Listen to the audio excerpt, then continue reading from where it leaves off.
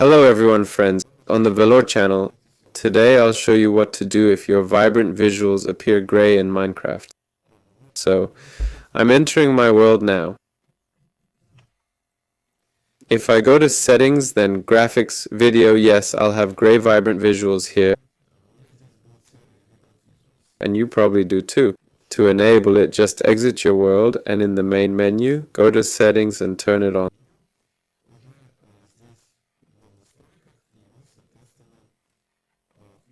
That's how it works. Right here. If yours is showing up gray, check your device specs.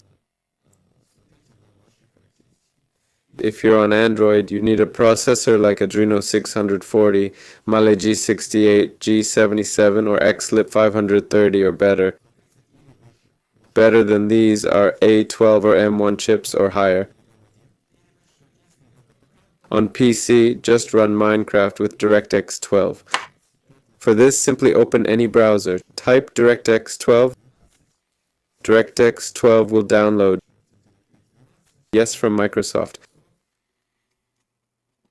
How to install. For Windows 11, it's done like this. Click, and it will update automatically. After restarting Minecraft, vibrant visuals will work properly. This has been Velour. Goodbye, everyone.